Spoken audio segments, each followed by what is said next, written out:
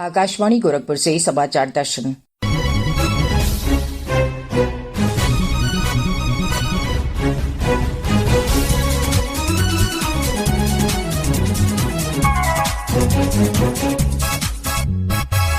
इस अंक में प्रधानमंत्री नरेंद्र मोदी सरकार के 9 वर्ष।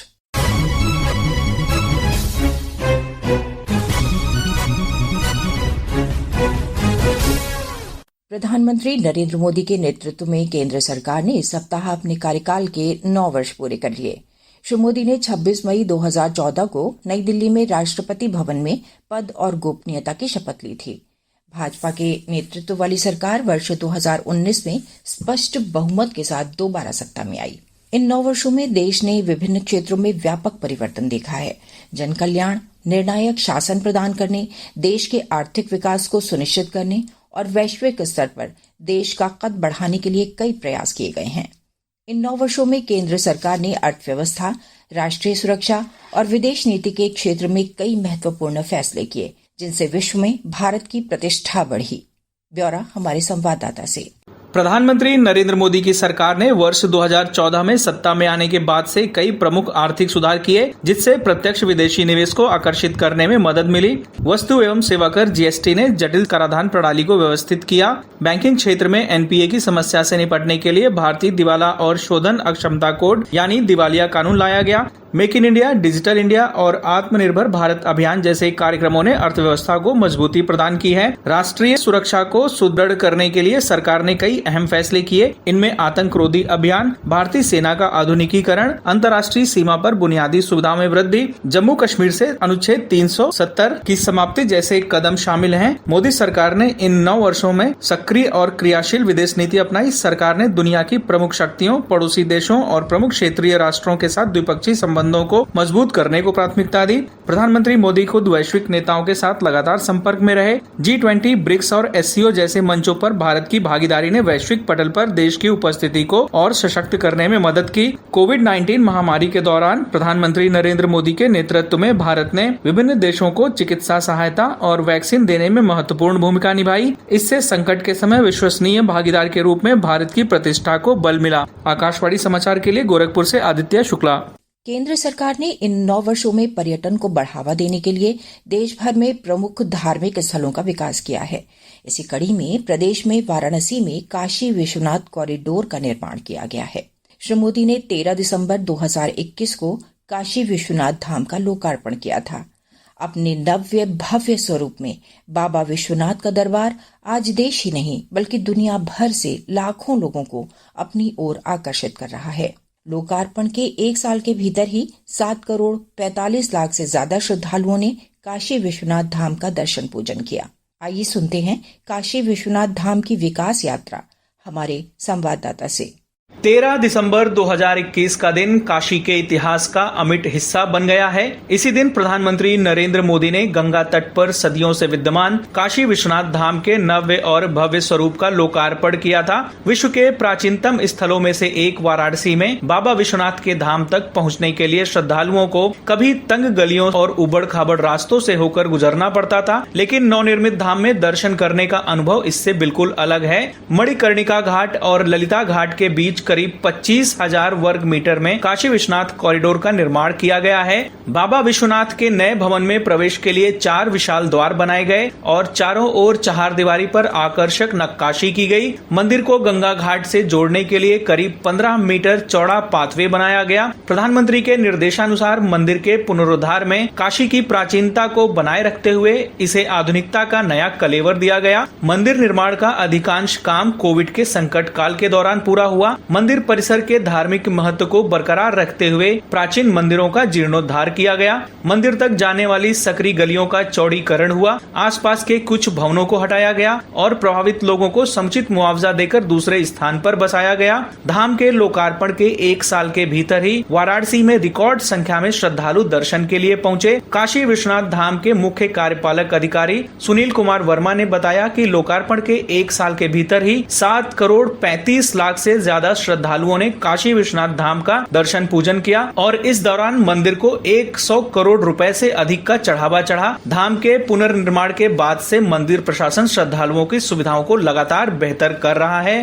जब से लोकार्पण हुआ उसके बाद से श्रद्धालुओं की सुविधाओं को लेकर हम लोग लगातार प्रयास कर रहे हैं, चाहे वो ऑनलाइन सुविधाएं हो या ऑफलाइन हो। हमारे आज की डेट में मुख्य हेल्प डेस्क जो थी मास फाटक वो पहले से, इसके अलावा यात्री सुविधा केंद्रों में हेल्प डेस्क चालू हो गई। तो कई विभिन्न इस तरह की चीजों को हम लोग लगातार कर ही रहे हैं, आगे भी इसको करने का प्लान है। उद्देश्य यही है कि जो भी श्रद्धालु आते हैं उनको बेहतर से बेहतर सहूलियत मिले। वाराणसी में बड़ी संख्या में आ रहे श्रद्धालुओं के कारण यहाँ के स्थानीय लोगों को काफी फायदा हुआ है। होटल व्यवसाय, खान पान और अन्य दुकानदारों की आर्थिक स्थिति बेहतर हुई है। स्थानीय दुकानदार दीपक ने बताया, जगन्नाथ बनने से सर बहुत सारे फायदे हुए हैं। टूरिस्ट लोग आने लगे, बाहर से बहुत सारे श्रद्धालु भी आने लगे, और जिससे जितने भी बिजनेसमैन हैं और जितने भी हम लोग के भी हुए बिजनेसमैन हैं, उसके बाद काम में से फायदा हुआ कि स्मार्ट हुआ है, थोड़ा सा लोग इंक्रीज हुआ है, सब काम में वृद्धि हुई है। धाम के लोकार्पण के बाद से वाराणसी में काशी तमिल संगमम और गंगा पुष्करम कुंभ के रूप में 2 प्रमुख आयोजन भी हुए, जिसमें देश के दक्षिणी प्रांतों से बड़ी संख्या में श्रद्धालु काशी आए और यहां दर्शन पूजन किया। इस पहल ने उत्तर और दक्षिण भारत के प्राचीन संबंधों को नई ऊर्जा तो दी ही, साथ ही एक भारत श्रेष्ठ भारत की भावना को भी और मजबूत किया। वाराणसी में मनीष सिंह के साथ आकाशवाणी समाचार के लिए गोरखपुर से मैं आदित्य शुक्ला। केंद्र में मोदी सरकार के 9 वर्ष पूरे होने के उपलक्ष्य में भाजपा 30 मई यानी आज से 1 महीने का विशेष जनसंपर्क अभियान शुरू कर रही है। इस अभियान के तहत भारतीय जनता पार्टी 30 जून तक देश भर में कई कार्यक्रमों और रैलियों का आयोजन करेगी। जिला, ब्लॉक और बूथ स्तर पर कई कार्यक्रम संचालित किए जाएंगे और लोकसभा क्षेत्रों में विशेष अभियान चलाए जाएंगे। प्रदेश के सभी जिलों में भी इस दौरान जनसंपर्क अभियान चलाया जाएगा। 1 महीने तक चलने वाले कार्यक्रम के दौरान केंद्रीय मंत्री, भाजपा के पदाधिकारी और पार्टी के नेता केंद्र सरकार की नीतियों तथा उपलब्धियों का प्रचार प्रसार करेंगे। इसी कड़ी में मुख्यमंत्री योगी आदित्यनाथ, केंद्रीय मंत्री हरदीप सिंह पुरी, उप मुख्यमंत्री केशव प्रसाद मौर्य, ब्रजेश पाठक और भाजपा प्रदेश अध्यक्ष भूपेंद्र सिंह चौधरी ने कल लखनऊ में प्रेस कॉन्फ्रेंस करके केंद्र सरकार की 9 साल की उपलब्धियां गिनाई।